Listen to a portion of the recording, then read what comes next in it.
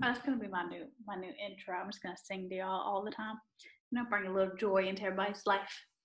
All right, so today is just going to be a very quick, and you know how my quick, I like to ramble on. So, a quick mini lesson on patterns. You're going to see as we go through this, it is super, super easy.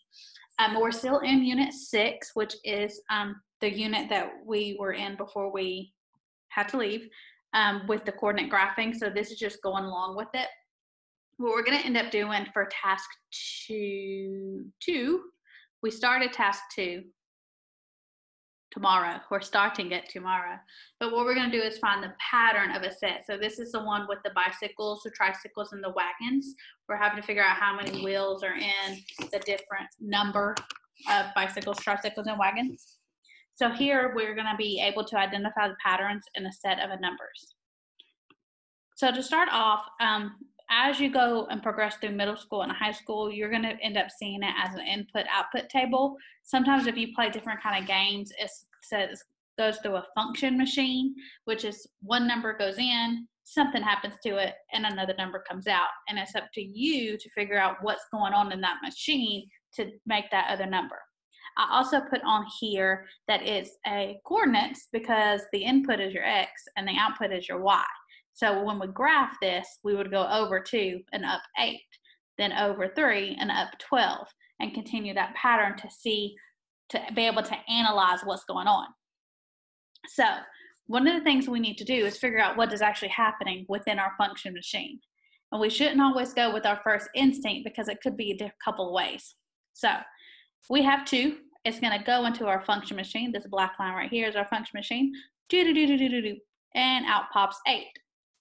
Well, I could say 2 plus 6 is 8. Also 2 times 4, I'm like that with my little x, times 4 is 8, which means there's 2 different options right there of what could be happening with this input-output table, okay? But we need to make sure it happens all the way through. So when I come down, I either want to see if I can add 6 to 3 to get my output or multiply 4 by 3 to get my output. So my input is 3, my output is 12. Well, if I add 6 to 3, that's only 9, which means my only option is going to be to multiply it by 4. So this input-output table has a pattern of multiplying by 4. If we keep looking down, we'll see that this one, we don't know the X and we don't know the Y. But if we notice that the pattern, let me see if it'll let me take this off. I'm trying out this annotation tool, so we'll see how it works. Select. You're not going to let me write? It's not going to let me write. We'll just draw a line through it.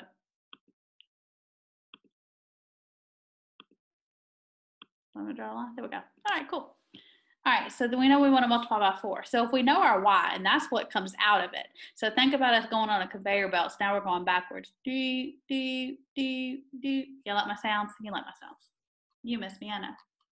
Okay, so then we're in the function table and it's going backwards. So if I know I'm going to go from X times 4 to get Y, I need to do the opposite. And we know the opposite of multiplication is division. So I want to say divided by 4. So 16 divided by 4 is, 4. Y'all see, y'all are so good. And then to figure out this Y, see how easy this is? I know I want to do the same thing, multiply by 4. And we have 5 times 4, which is 20. I figured that might be easier than trying to type. All right, let's keep going. So we have input-output tables, which is your X, Y coordinates still. But then you can also see it, oh, it didn't erase it. Clear. All drawn. Okay, cool. I'm learning. All right, so then you can see it like this. It is still an input-output table. It is still X, Y coordinates. This is still my X. Get my lines. This is still my X. This is still my Y. Okay, except now I know that the X stands for how many pizzas I have, and the Y is how many slices per pizza. So here, if I have 2 pizzas, I have 16 slices.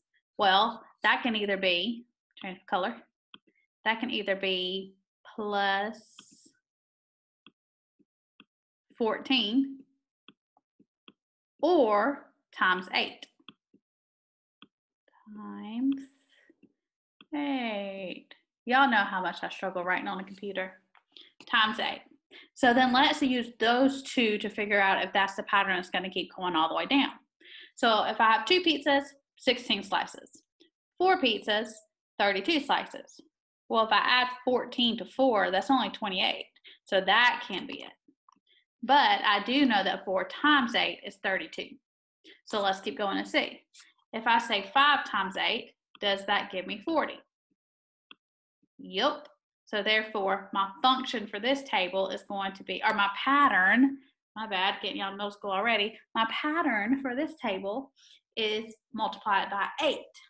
So if I needed to figure out this one right here, I would say 12 times 8, and 12 times 8 equals what, class?